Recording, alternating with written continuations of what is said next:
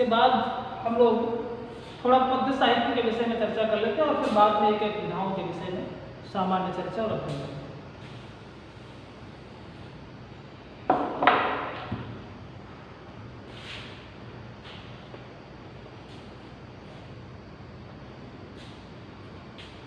पद्य साहित्य में जो सबसे प्रचलित और दृष्टिगोचर क्षेत्र है वो काव्य कविता का है। और कविता में भी सर्वाधिक लिखा, पढ़ा और समझा जाने वाला जो काव्य है वो दोहा है ना। ऐसा कहा जाता है कि हिंदी में दोहा छंद और संस्कृत में अनुष्टुप छंद सर्वाधिक प्रसिद्ध रहा है ना। अगर आदिकाल से बात की जाए काव्य क्षेत्र में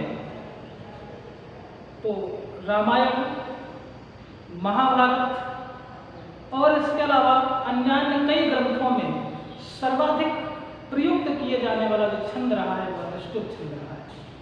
और हिंदी साहित्य में आदिकाल से लेकर के इस आधुनिक काल तक जिस छंद का सर्वाधिक प्रयोग किया गया वो छंद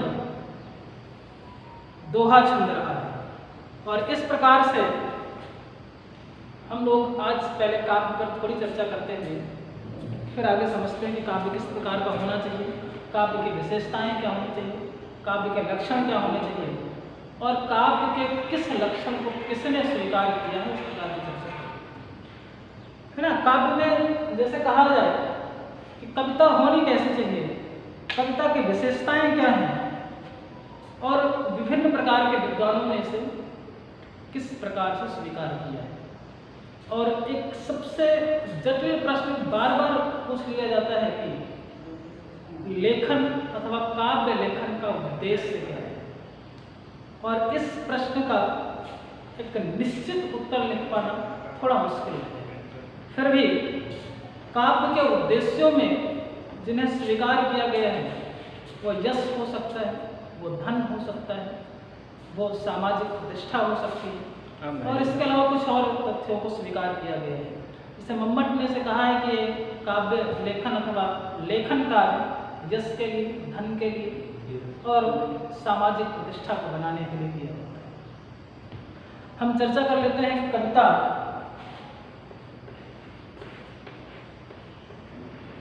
अथवा काव्य किस प्रकार से स्वीकारा गया। एक बहुत ही प्रसिद्ध सूक्ति कही जाती है, वाक्यम रसात्मकम काव्यम। आचार्य विश्वनाथ ने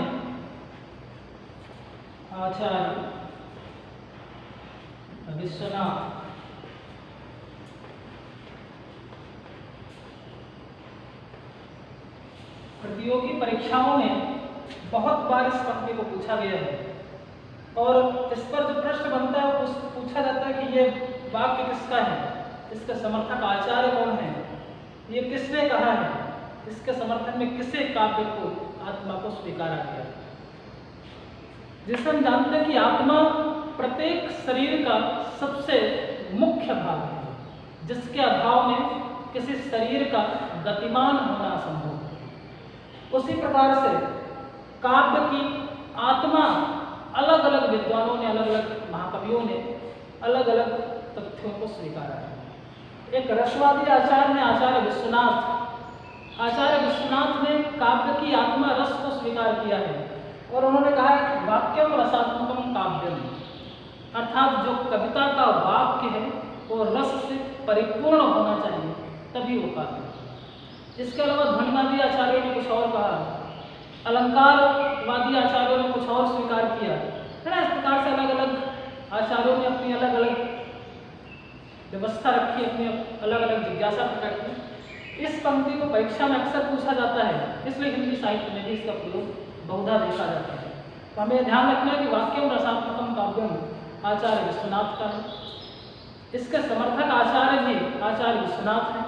रसवादी आचार्यों में आचार्य विश्वनाथ की चर्चा की जाती है और काव्य की आत्मा रस है ऐसा मानने वाले आचार्य भी आचार्य विश्वनाथ हैं। अब हिंदी के कुछ महाकवियों की बात कर लेते हैं। जैसे सुमित्रानंदन पंत की बात की जाए तो इन्होंने कहा कि पद्य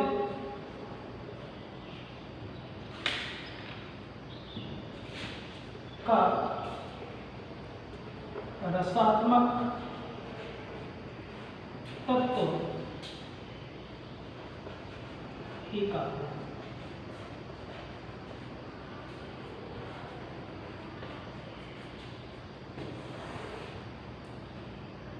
बहुत हद तक इस परिभाषा को इससे प्रेरित समझा जा सकता है, तो माना जा सकता है ना। जहाँ पर आचार्य विश्वनाथ ने कहा कि वाक्यम रसात्मकम काव्यम, वहीं पर सुमित्रानंदन पंत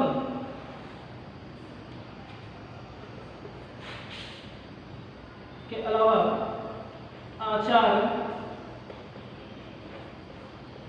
महावीर प्रसाद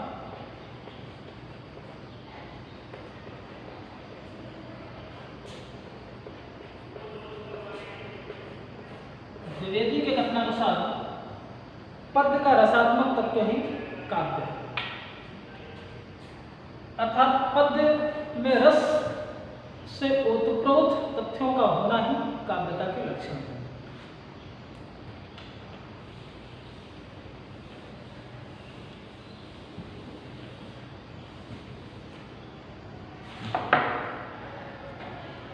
जयशंकर प्रसाद कहते हैं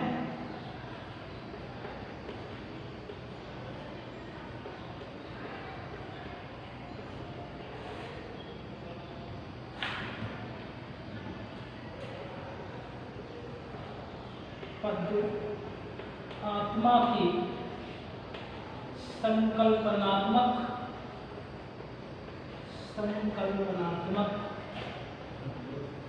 अनुभूति।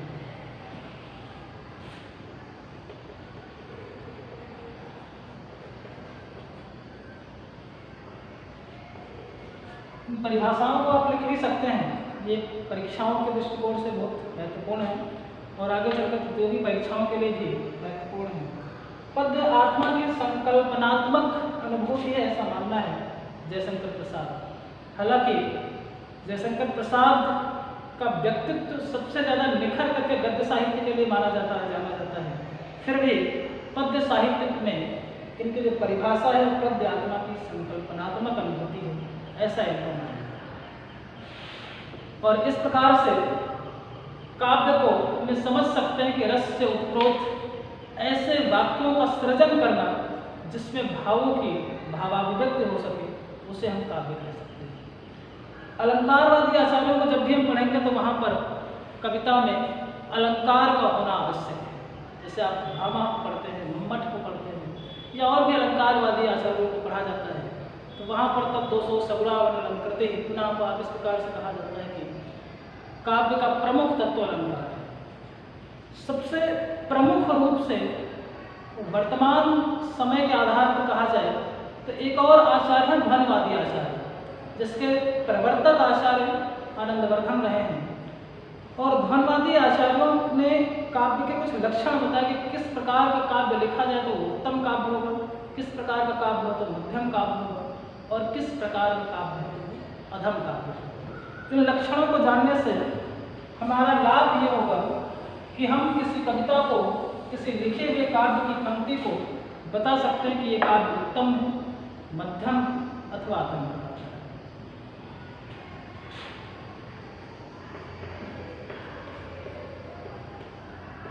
ध्वनिवादी आचार्य आनंदवर्धन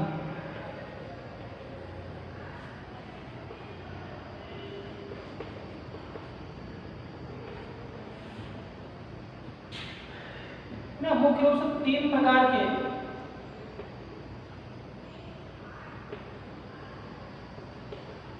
उत्तम, मध्यम और अधम है ना। ये बड़ा सामान्य सा प्रकार है, उत्तम काव्य, मध्यम काव्य और अधम काव्य। अब कैसे जानेंगे कौन सा उत्तम काव्य है, कौन सा मध्यम काव्य है, कौन सा अधम काव्य है? इसके लिए उत्तम काव्य हम बड़े सरल शब्दों में जान लें कि उत्तम काव्य किसे कहते हैं, जिसकी भाषा व्यंग से परिपूर्ण हो, अर्थात जिन शब्दों का प्रयोग किया जाए वो अपने सीधे अर्थ को ना कह करके वो किसी और अर्थ को प्रकट कर रहे हैं। जैसे आपने हिंदी साहित्य में एक सबसे बड़ा नाम सुना होगा बिहारी लाल का। जब दोहे का, चौपाई का अथवा किसी भी छंद का अर्थ वास्तविक शब्दों के अर्थ को प्रकट किए बिना किसी और अन्य अर्थ में लिया जाए तो वो व्यंग्य काव्य होता है। और व्यंग्य काव्य को ही श्रेष्ठ अथवा उत्तम काव्य की श्रेणी में रखा है। दूसरा होता है मध्यम। मध्यम श्रेणी में उस काव्य को रखा जाता है जिसमें व्यंग्य हो लेकिन अल्प मात्रा में। शास्त्रीय भाषा में से गुरीभूत व्यंग्य कहते हैं।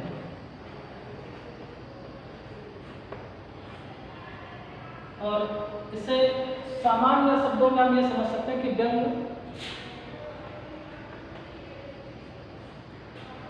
का पूर्ण प्रयोग न होगा। पूर्ण प्रयोग बाधित, अर्थात काव्य के बहुत सारे शब्दों का स्वयं अर्थ जो शब्द है वही अर्थ लिया जाए और कुछ शब्दों में व्यंग्य अर्थ लिया जाए, वैसे काव्य को मध्यम काव्य कहते हैं। अधम काव्य उस काव्य को कहते हैं जिसमें शब्द जो लिखा हो उस शब्द का जो अर्थ हो वही अर्थ अगर प्रकट किया जाए तो ऐसे काव्य को हम अधम काव्य की श्रेणी में रखते हैं। इस प्रकार से धर्मादि आचार्यों ने इन तीन प्रकार के काव्यों की सर्जना की है, तीन प्रकार के काव्यों को स्वीकार किया है। और वर्तमान समय में या तो हम सामान्य अधम को कई स्थानों पर सामान्य काव्य भी लिखा गया, क्योंकि अधम का जो तात्पर्य निकल करके आता है वो अलग कुछ हो जाता है, इसलिए इसे सामान्य काव्य की श्रेणी में भी रखा जाता है। तो हमें समझ सकते हैं कि अगर जो शब्द लिखें उसका वही अर्थ अगर किसी कविता में निकल रहा है तो सबसे सरल भाषा होती है, उसे अधम काव्य कह सकते हैं, सामान्य काव्य कह सकते हैं। जिसमें सामान्य अर्थ भी निकले और विशिष्ट अर्थ भी निकले तो मध्यम काव्य है, और जिसमें विशिष्ट अर्थ निकलता है वो व्यंग्य काव्य, और वही उत्तम काव्य माना है। इसके अलावा इस प्रकार से हम लोग अगले दिन काव्य के विशिष्ट लक्षणों के बाद हमारे पाठ्यक्रम में निर्धारित कुछ कवियों के विषय में और जानते हुए, अथवा जिस हमारे पाठ्यक्रम में 1 से 5 तक और 6 से 8 तक के कवियों का सामान्य परिचय हम लोगों को पढ़ना है, उन कवियों के सामान्य परिचय के साथ साथ गद्य के सामान्य लेखकों का परिचय हमें जानना है हमारे पाठ्यक्रम के अंतर्गत। उसके साथ हम लोग अगले दिन इसी प्रकार से आगे चर्चा करेंगे।